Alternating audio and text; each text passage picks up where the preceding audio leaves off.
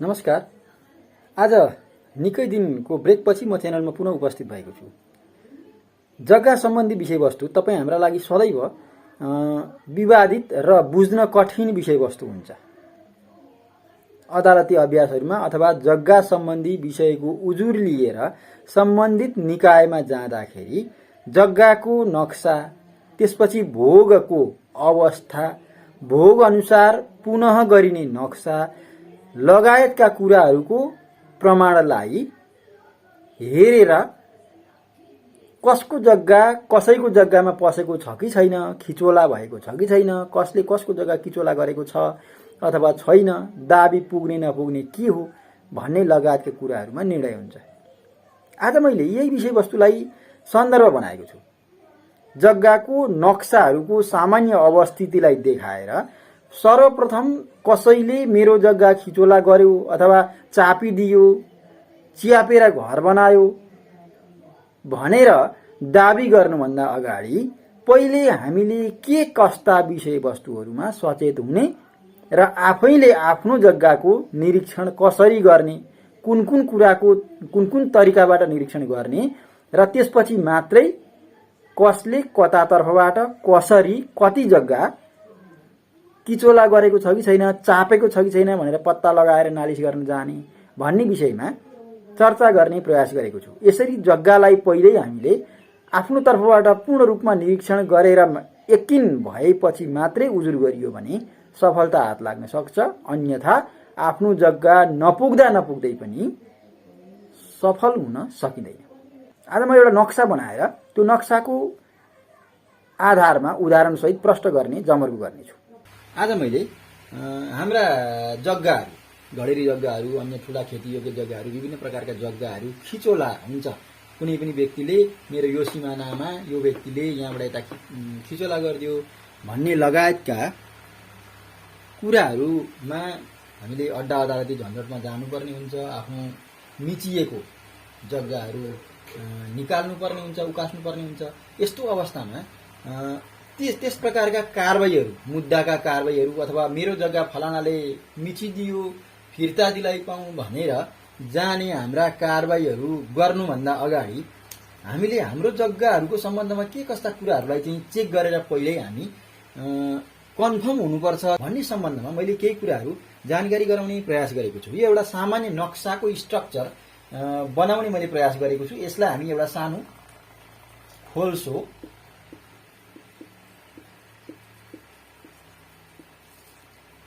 खोल्साको रूपमा लिन सक्छौँ। यो एउटा खोल्सो हो। यो खोल्साको दुईपट्टि जग्गाहरू छ। मैले यहाँ किता नम्बर दिएको छु 1 देखि 11 नम्बरसम्म, 12 नम्बरसम्म किताहरू यहाँनिर उल्लेख गरिएको अवस्था छ। अब यो संरचना अन्तर्गत एकछिनका लागि यो किता नम्बर 5 को जग्गालाई किता नम्बर 8 को जग्गाको यो व्यक्तिले यहाँबाट यसरी खिचोला गर्यो, त्यो खिचोला चाहिँ हटाइ पाऊँ भनेर यदि दाबी गर्नुपर्ने अवस्था आयो भने हामीले सबैभन्दा पहिले आफ्नो यो 5 नम्बरको जग्गाको अवस्था के छ भनेर हेर्नुपर्ने हुन्छ।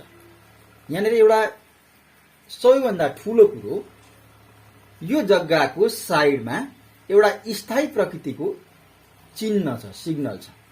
हामीले जग्गालाई विभिन्न 3-4 तरिकाले चाहिँ पहिले आफ्नो जग्गा यकिन गर्नुपर्ने हुन्छ। एउटा कुरो हामी ट्रायल चेकबाट पहिले आफैले आन्तरिक रूपमा ट्रायल चेक गर्ने, जग्गाको ट्रायल चेक गर्ने र कन्फर्म हुने। अर्को कुरो जग्गाको छेउमा रहेका अथवा आफ्नो जग्गाकै छेउमा छैन भने पनि एकछिनका लागि यो 8 नम्बर किताको जग्गाको लागि त यो स्थायी संरचना ठ्याक्कै टाँसिएको त छैन, तर यहाँ त छ। 5 नम्बर किता नम्बर भन्दा यता त छ। अब यो जग्गाको यो पोइन्टबाट मेरो किता नम्बर 8 को जग्गा यदि हो भने 8 नम्बर किताको जग्गा कति टाढा छ भनेर हेर्नको लागि मैले यहाँबाट यहाँसम्म फिता तानेर हेर्ने भने मेरो जग्गाको 8 नम्बर किताको जग्गाको यो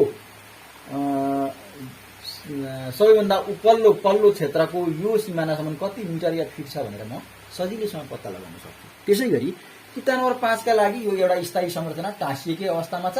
यसले यो जग्गाको अवस्थितिलाई प्रष्ट गर्न अत्यन्तै सजिलो छ। अब यो किता नम्बर 5 को जग्गाको सम्बन्धमा पहिले मेरो जग्गा कति छ, पूर्ण जग्गा छ कि छैन, कता गएको छ, कसले चापेको छ अथवा छैन भनेर पत्ता लगाउनका लागि यो स्थायी प्रकृतिको खोल्साको यो संरचनालाई अत्यन्तै ध्यान दिनुपर्ने हुन्छ। हामीले यो खोलादेखि यहाँसम्म हाम्रो कति मिटर छ भनेर हामी सामान्य तरिकाले नाप्न सक्छौँ। त्यसरी नापजोख गर्ने बित्तिकै यो कति मिटरको छ भन्नेको पत्ता लाग्छ। त्यसै गरेर यो उत्तरतर्फको भाग भयो भने दक्षिणतर्फको भाग पनि हामी त्यसरी नै पत्ता लगाउन सक्छौँ। त्यति पत्ता लगाइसकेपछि नक्सामा यो खोला यो खोल्साको छेउबाट यति पूर्वतर्फ र यति पश्चिमतर्फ भन्ने पत्ता लगाइसकेपछि अब भोगमा त्यस्तै प्रकारको छ कि छैन हेर्ने। त्यस्तै प्रकारको छ भने आफ्नो जग्गा, यदि जग्गा पुगेन भने पनि यो स्थायी संरचनाको पूर्वमा एकछिनका लागि 50 फिट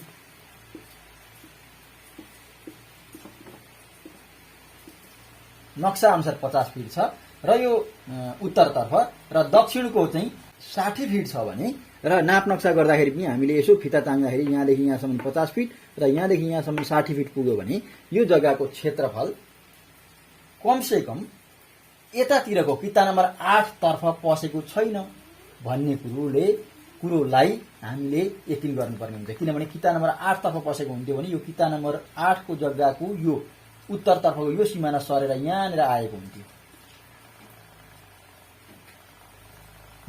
हुन्थ्यो, जसले गर्दा हाम्रो यो 50 मिटर हुनुपर्ने ठाउँमा 45 मिटर मात्रै हुन्थ्यो। त्यसै गरेर यो 60 मिटर हुनुपर्ने ठाउँमा 55 मिटर मात्रै हुन्थ्यो। तर यहाँ चाहिँ नाप्दाखेरि 50 को 50 मिटर पुगेको छ, यहाँ पनि 60 मिटरै पुग्यो अथवा 60 फिट जो छ त्यो नै पुग्यो भने चाहिँ 8 नम्बर कितातर्फ मेरो किता नम्बर 5 को जग्गा पसेको छैन भनेर हामीले यकिन हुनुपर्ने हुन्छ। त्यसै गरेर किता नम्बर 6 तिर पस्यो कि भन्नका लागि फेरि यो 50 मिटरको यो पोइन्टबाट दक्षिणतर्फ पूर्वतर्फको यो सिमानामा हामीले नाप्यौं भने यदि नक्सामा स्केल राखेर हेर्दा जति छ त्यो सामान्य अमिनले भनिदिन सक्छ हामीलाई त्यति नै स्कोरमा पनि छ, अवस्थितिमा हाम्रो भोग पनि छ भने किता नम्बर 6 तर्फ हाम्रो जग्गा पसेको छैन भन्ने कुरो बुझिन्छ। छैन भने किता नम्बर 6 तर्फ पसेको छ कि भन्ने शंका गर्ने ठाउँ रहन्छ। यसरी हामी एउटा ट्रायल चेक अनुसार जग्गाको आफ्नो अवस्थितिलाई पत्ता लगाउन सक्छौँ।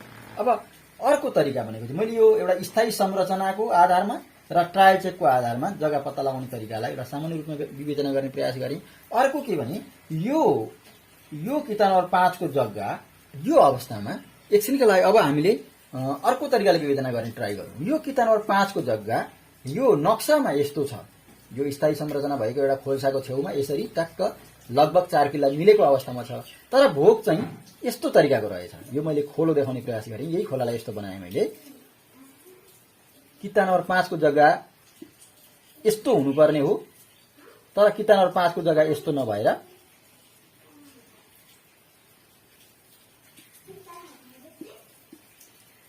किता नम्बर 5 को जग्गाको भोग यस्तो नभएर यस्तो रहेछ र किता नम्बर 6 को जग्गाको नक्सा यस्तो रहेछ। अब यो किता नम्बर 5 को जग्गाले मेरो जग्गा किता नम्बर 6 को जग्गाको व्यक्तिले खिचोला गर्यो भनेर यदि दाबी गर्नु पर्ने अवस्था आयो, दाबी गर्यो यदि भने स्वाभाविक रूपमा नाप नक्सा हुन जाँदा यो किता नम्बर 5 को जग्गाको ट्रायल चेकबाट अघि यहाँनिर हामीले 50 मिटर र यहाँ 60 मिटर लेखेका थियौं। यहाँ 50 मिटर र 60 मिटर, यो जग्गाको उत्तरतर्फ त 50 मिटर ल छ होला, तर नाप नक्सा भएर अदालती अभ्यासमा नाप नक्सा गर्छ अदालतको अमिनले। नाप नक्सा गर्दाखेरि चाहिँ यो दक्षिणतर्फको हुनुपर्ने 60 मिटर, तर यहाँनिर चाहिँ 40 मिटर मात्रै रहेछ। र यो किता नम्बर 8 को जग्गाको त्यसरी नै ट्रायल चेक गरिन्छ।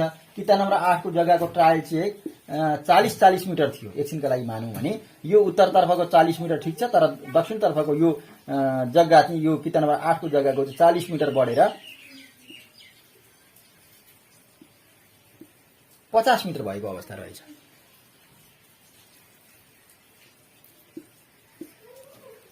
भने एकछिनका लागि यो किता नम्बर 5 को जग्गाको व्यक्तिले किता नम्बर 8 को जग्गा चाहिँ आफन्त परेछ अनि अब किता नम्बर 8 को जग्गालाई को व्यक्तिलाई किन मुद्दा दिने, किता नम्बर 6 को तिर पसो कि क्या हो भनेर पहिले आफ्नो यो नक्सा अनुसारको नभएको नक्सा विपरीतको भोगको आफ्नो संरचनाले हेर्दै नहेरिकन 6 नम्बर किताको जग्गाको व्यक्तिले मेरो जग्गा खिचोला गरिदियो, खिचोला मेटाइ पाऊँ भनेर नालिस गरियो यदि भने यो भोगको गलत भोगको संरचनाको कारणले गर्दा यो दाबी हामी स्वाभाविक रूपमा हार्न सक्छौं। अदालतले हामीलाई किता नम्बर 6 बाट तिम्रो जग्गा किता नम्बर 6 मा पसेको छ भन्दैन, किनभने किता नम्बर 6 मा जग्गा पसेकै छैन। यो 60 मिटर यो रेन्जको 60 मिटर हुनुपर्ने जुन नक्सा अनुसारको स्थायी नक्सा अनुसारको क्षेत्रफल हो, लम्बाइ हो, त्यो चाहिँ 40 मिटर मात्रै भोग गरिरहेको छ र चाहिँ अर्को 8 नम्बरको किता नम्बरको जग्गाको व्यक्तिले भोग गरिरहेको यो 10 मिटरको यहाँनिर यो 10 मिटरको क्षेत्र चाहिँ यहाँनिर 8 नम्बर किताको व्यक्तिले भोग गरिरहेको भन्ने देखादेखि किता नम्बर 6 भित्र जग्गा पसेको छैन भन्ने कुरो स्पष्ट देखिन्छ र यसरी हामीले चाहिँ आफ्नो भोग अनुसार नक्सा छ कि छैन भनेर यकिन नगरिकन मुद्दा गर्यौं भने पनि मज्जाले हार्न सक्छौं। हामी विफलता हात लाग्न सक्छ, सफल हुन सकिँदैन। यस कुरालाई पनि हामीले अत्यन्तै ध्यान दिनुपर्ने हुन्छ।